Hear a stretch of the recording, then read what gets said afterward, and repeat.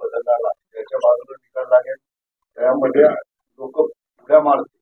मग शिंदे गटाकडे लागला तर उद्धव ठाकरेंकडे तिकडे जाईल.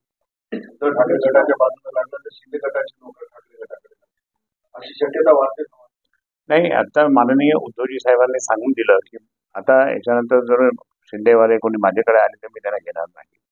शरद पवार साहेबांनी सुद्धा सांगितलं की अजितदादाचे कोणी लोक आले तर मी घेणार नाही. एक फर्मली त्या ठिकाणी आम्ही ठरवलेलं आहे. त्यामुळे जे आमचे आहे ते एकनिष्ठ आहेत.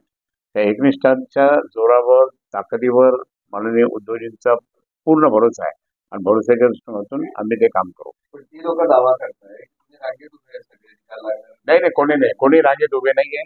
एखादं कोणी असेल माहित नाही, परंतु मी हे सांगतो कोणीही रांगेत उभे नाहीये. सगळेजण त्या ठिकाणी उगाच इतके दिवस त्या ठिकाणी उद्धव साहेबांच्या बरोबर राहिले नाही. त्याचं कारण आहे. नाही तर मग कधी फुटले असते. कोणी पैशाने जातं, कोणी सत्तेने जातो, कोणी कामाने जातात. पण बाकी जे आहे ते एकनिष्ठ आहेत आणि एकनिष्ठ कोणी फुटणार नाही. परवा हरिभाऊ बागडे पण म्हणाले बदललेला आहे. विरोधी पक्षनेता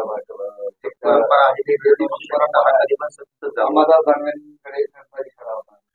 नाही, अंबादास दानवे हा कडवट शिवसेनेचा आहे, त्यामुळे तो कडे जाणार नाही. असंही म्हटलं जातं की जे निष्ठावंत शिवसैनिक आहेत ते कुठल्या तरी भीती पोटी त्या गटामध्ये गेलेले आहेत. नाही, कोणी जात नाही. आता मी निष्ठावान शिवसेने मी जाणार का कुठं नाही.